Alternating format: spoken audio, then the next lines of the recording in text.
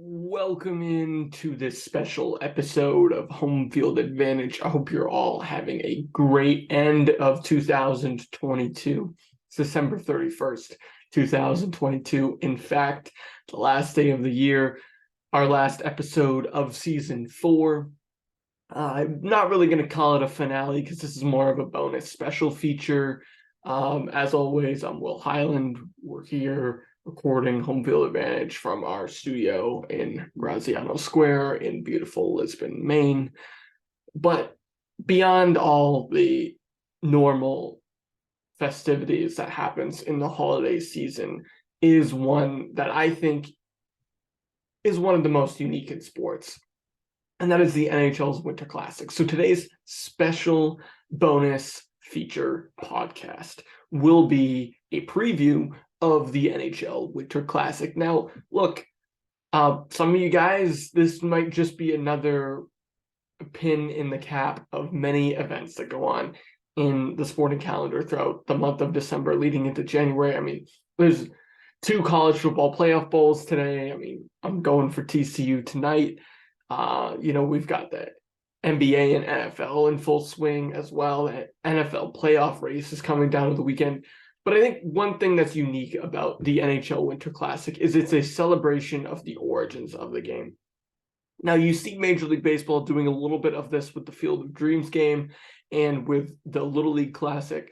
But for the NHL to do the Winter Classic every year, usually in a city that has a rich hockey history, we've seen them branch out in a few different scenarios, most notably in 2019 when they played at the Cotton Bowl and whatnot, or I think they played a game at Busch Stadium. But for the most part, a lot of these games in the Heritage Classic for the Canadian teams, very similar concept. They're played in cities that have a rich history in the sport.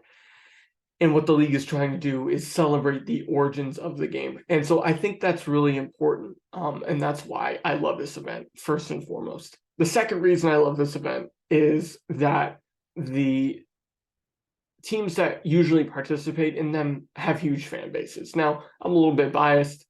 I'm a Bruins fan, Bruins follower. They've been in this game now 4 times after Monday. And I think them, along with the Rangers, the Penguins, the Canadiens, the Capitals, the Red Wings, Blackhawks. I mean, some of these teams that have been in this, not only are a lot of them original 6 franchises, but in addition, they are teams that have a rich history as well. And so not only are you celebrating the origins of the game, but you're also celebrating some of the premier franchises in the league's history. And so that's why I really love this event.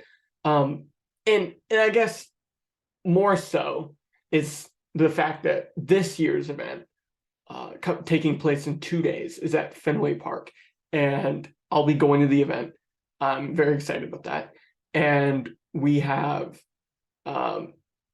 a opportunity with this Bruins team to really knock down the doors even more this year than they already have, because they'll be in such a national limelight. The last time they were in a national limelight was at the beginning of November when they played the Maple Leafs on Hockey Night in Canada. They were also in the Black Friday game matinee in the afternoon, Black Friday as well, but it's been well over a month since they've really had a huge marquee national game against a big opponent. I mean, they've had a couple playing the Devils a couple times, but I think this game for them will give the Bruins an opportunity on the national stage to once again show that not only again are they in the conversation in the league's history and origins as a charter member, but also that this current iteration of the team is one that is a force to be reckoned with and one that is truly a Stanley Cup contender, because there were a lot of people who thought that this Bruins team was closer to the bottom than they were the top. There was a lot of talk about the Red Wings or the Senators making a leap in the Atlantic Division, but in fact, it's been the Bruins who, as some still pointed out, had a really, really strong nucleus already. And then they were adding David Krejci instead of Eric Holla. They were adding Pavel Zacha on that second or third line to complement guys like Pasternak and Craig Smith and Charlie Coyle. Having Taylor Hall play on the third line, right? They have another year of Linus Ullmark in Boston, who's comfortable, who looks like the best goaltender in the league. And they have Jeremy Swayman back for his second full season in the NHL, a guy who has been injured this year, but has still, put together some impressive numbers in small sample sizes. So this Bruins team, even though on paper going into October they weren't looked at as a Stanley Cup contender, I think they are now, without a question, one of the favorites. And I think this game gives them an opportunity on the national stage to write that story even more. The one concern I would have about this game, if I'm the Bruins, is the letdown factor, right? Like hosting the game at Fenway Park, right? A place that the game has been before in front of a really diehard Boston fan base that is really emotionally charged right now. I mean, Bruins fans are confident. They're excited. They have a ton of momentum behind them. They're just a ridiculously successful team so far this year. Their Boston fan base is also, dealing with disappointment in their football and their baseball season, a little bit of recent disappointment in their basketball season. So the true diehard Boston sports fans will be up for this game, and it could have a letdown factor. Now, that being said, Patrice Bergeron, Brad Marchand, David Krejci, I mean, these guys are playing in their fourth Winter Classic. I mean, we don't have to be scholars of history to go back and look not that far in the past when the Bruins have really enjoyed these kind of outdoor games. So 2 years ago, they played in the Lake Tahoe game against the Flyers. Pasternak just went full sicko mode, and the Bruins won that game in Lake Tahoe. And then in 2019, they played at Notre Dame Stadium in Fort Wayne, in South Bend, Indiana, and the Bruins won that game 4-2 behind a late goal by Sean Corrali, very dramatic goal. And then in 2016, they had a huge letdown again at Gillette, right? And that was when they lost to Montreal 5-1. And so there has been some letdowns in this game for this team. But the last time it was played at Fenway in 2010 was probably one of the best Winter Classics ever. It was a tight game. I believe it was 2-2 or 1-1 late. After the Bruins scored a late goal to tie it, forced overtime. There was some amazing saves by Tim Thomas and some really huge defensive plays by Chara and Dennis Seidenberg late in that game. And it was the Bruins in overtime that, somehow avoided huge scoring chances by guys like Danny Briere and whatnot. And the Bruins pulled away in that game with a late goal by Marco Sturm in overtime, assisted by Bergeron. That was the last time it was played at Fenway Park in 2010, almost 13 years ago. And the Bruins in that game delivered one of the best Winter Classic performances ever, one of the best games that we've seen in the history of this event. And so, again, there's so much history with the Bruins in this event. There's so much riding on them statistically and from a just points perspective that they've just been so dominant, right? Like a 9-game point streak heading into this game. That being said, I don't know what will happen in the Buffalo game today, which faces off in about half an hour.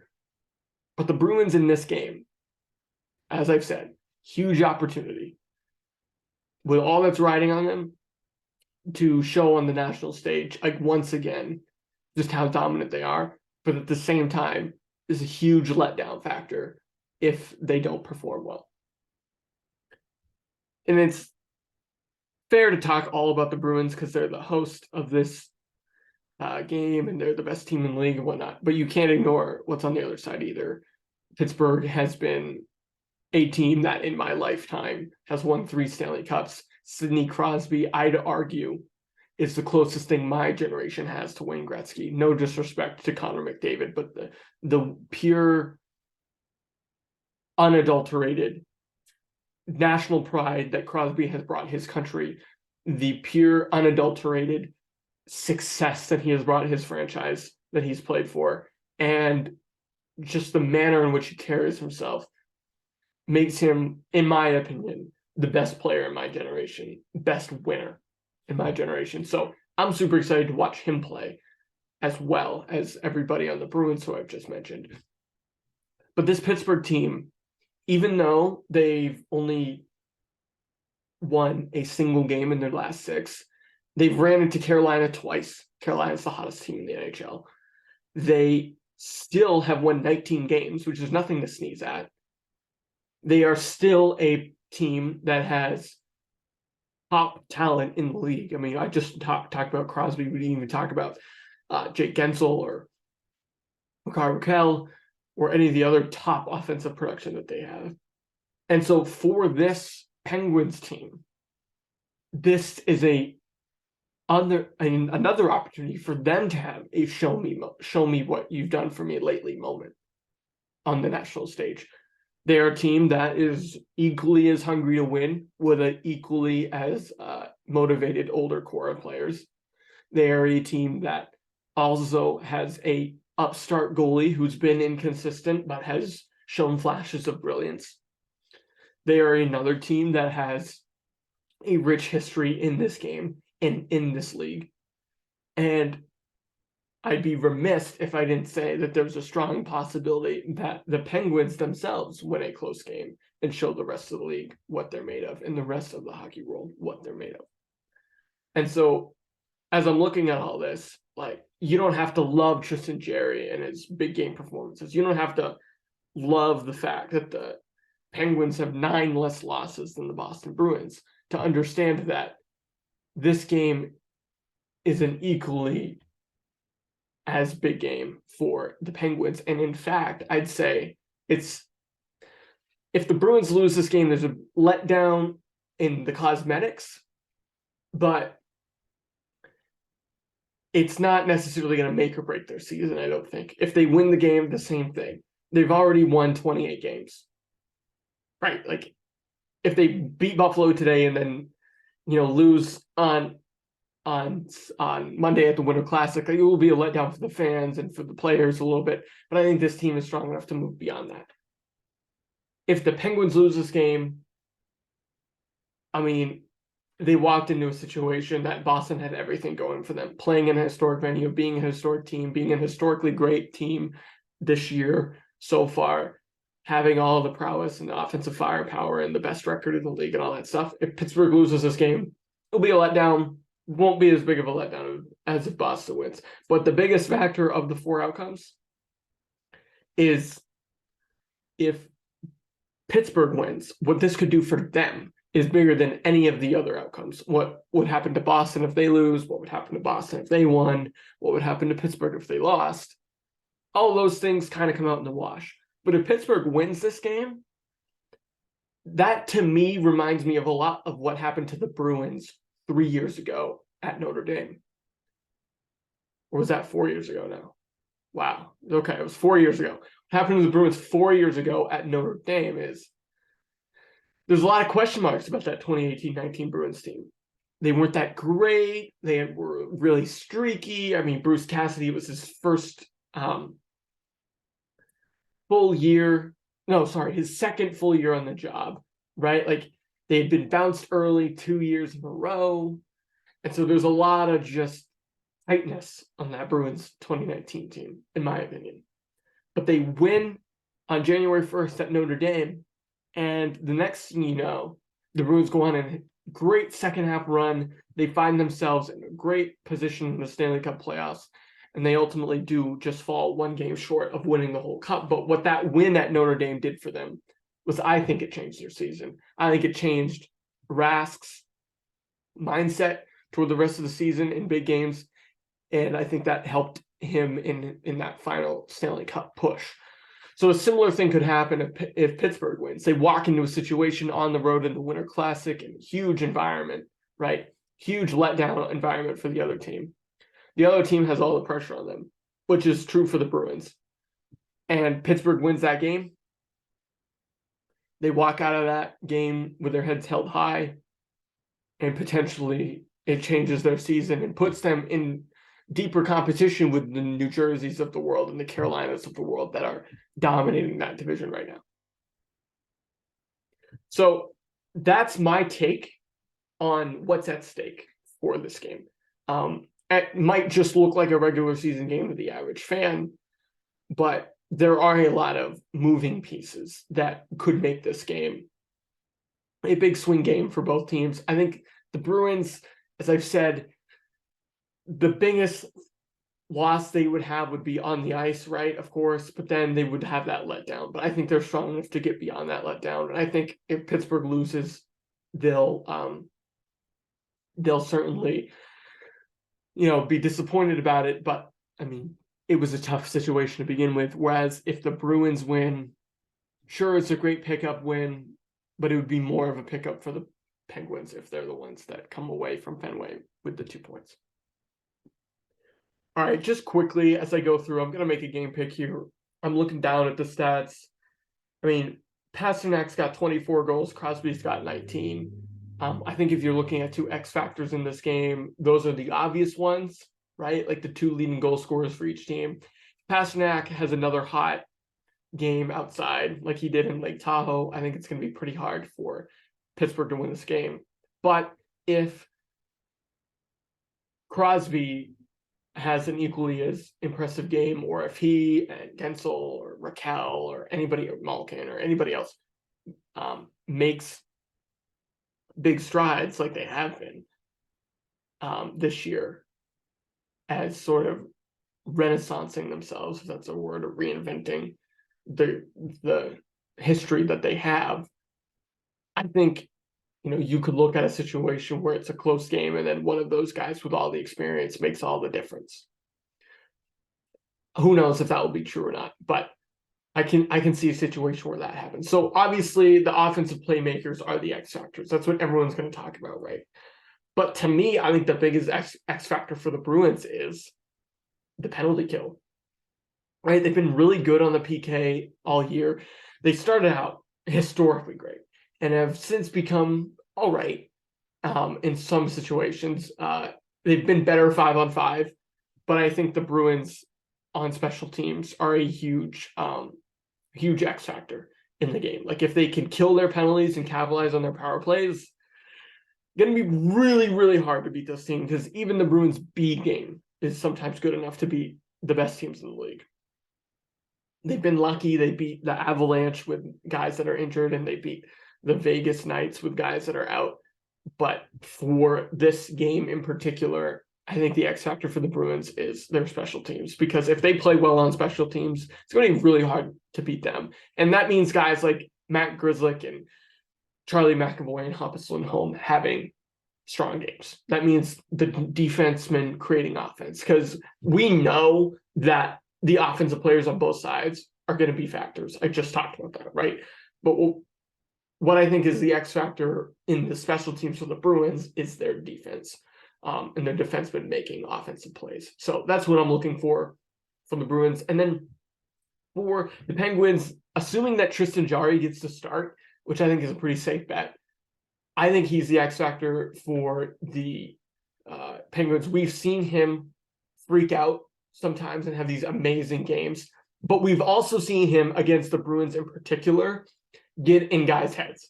There's been some incidences between he and Brad Marchand, and there's been some hot blood, or blood boiling over, I should say, between he and the Bruins. So if he can stay calm and let his game do the talking and really just have one of those dominant performances that we've seen him have, right? Arguably the best Canadian goalie in the league right now, then I can see the Penguins stealing game late with a combination of Jari standing on his head and a guy like Crosby or Gensel just rising to the occasion because they're world-class players.